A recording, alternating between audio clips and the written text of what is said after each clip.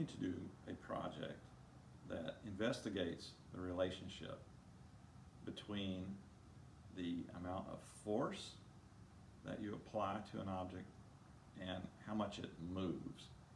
Or more specifically, what we're looking at would be the relationship between the applied force, the mass of an object, and the acceleration of that object.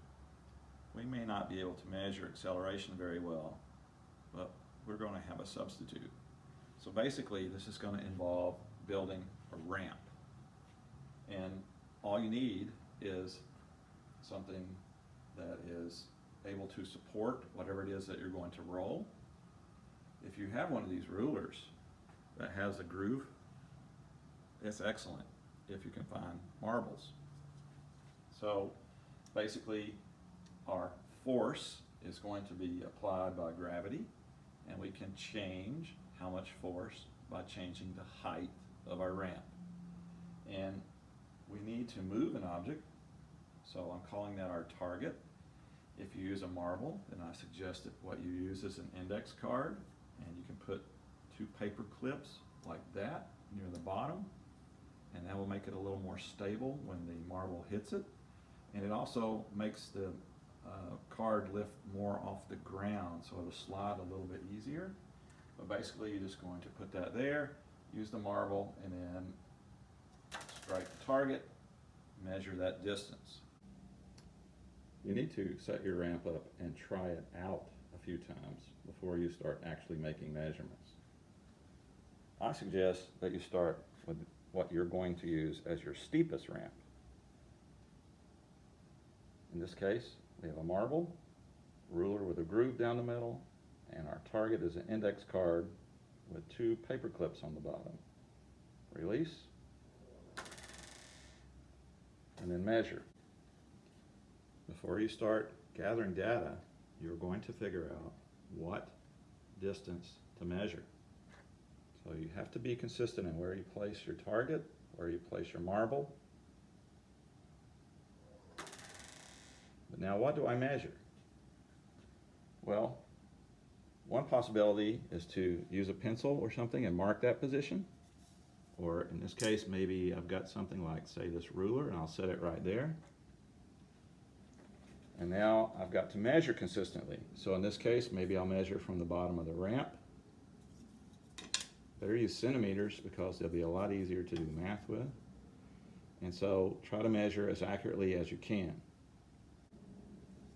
I would suggest testing that at least 5 times. If at any point it knocks the card over, don't count that test and do it again. Sometimes experiments don't go right. If you're using the index card as your target, then you're going to have to make sure that you keep it folded about the same angle every time, because that's going to make a difference. Always release from the same place every time.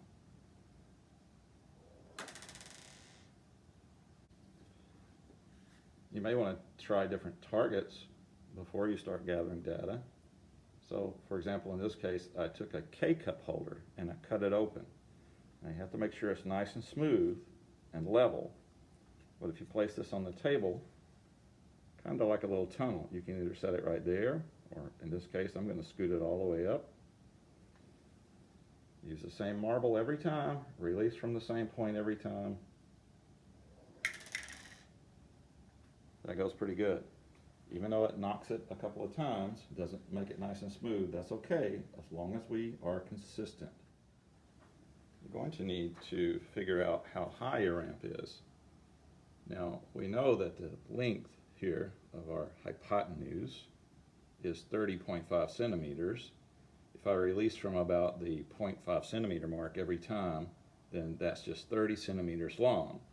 But how do I measure the height of that? Because if I do this, this ruler actually doesn't start at 0. There's a little gap there.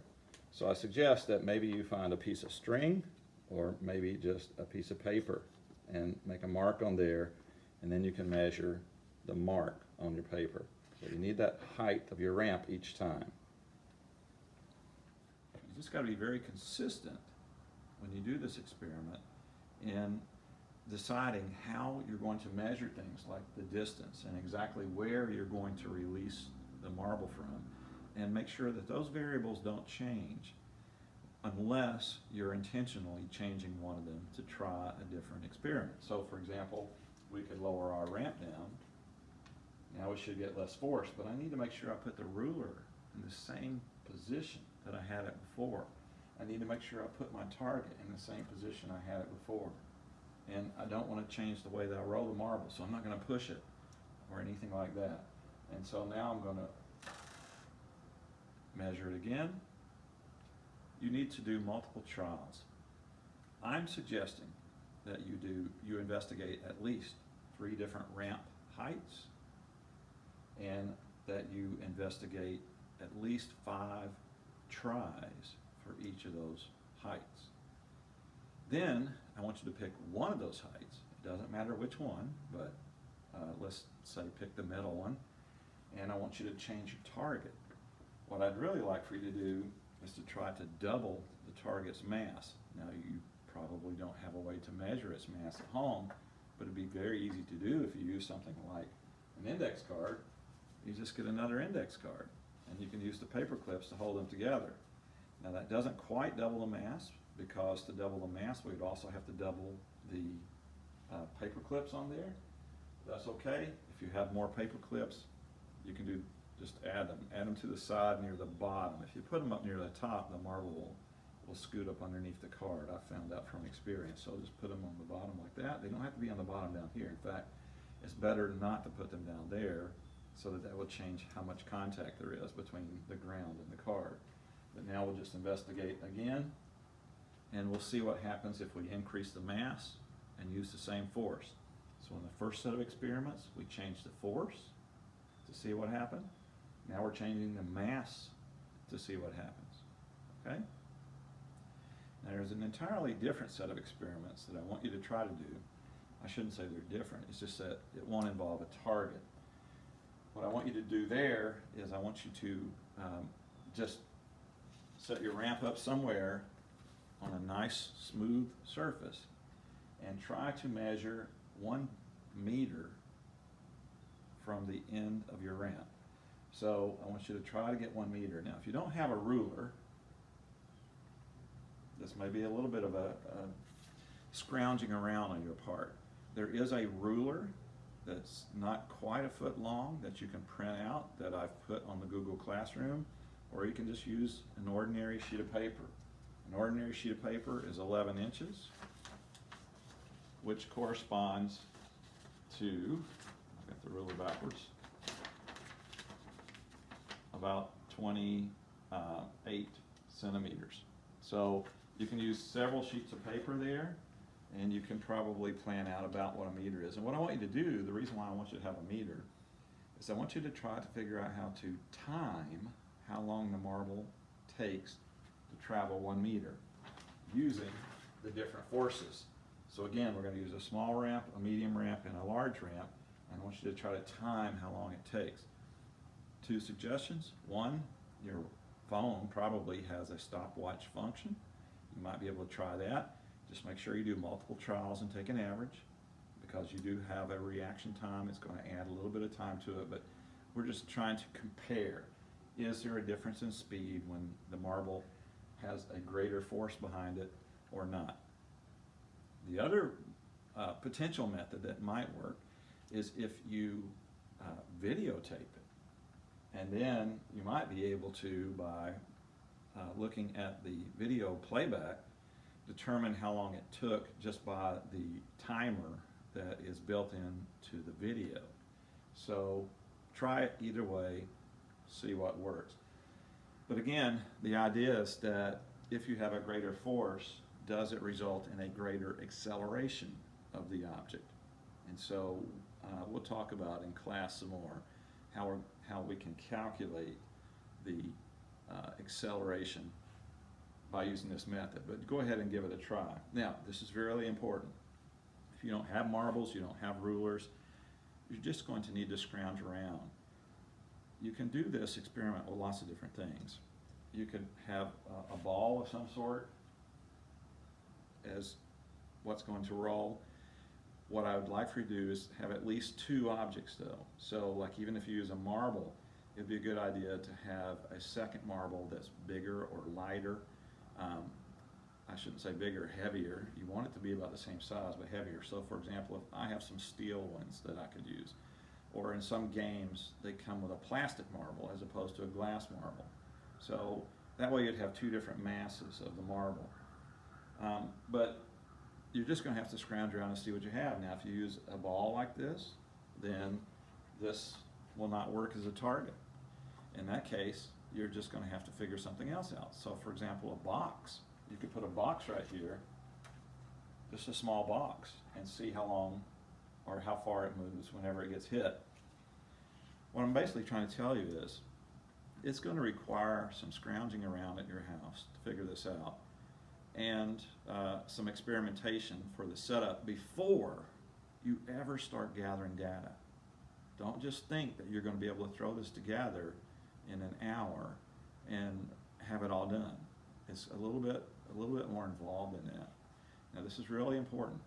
I do not want you to go to the store and spend money buying stuff, okay? There are things at your home that you can use.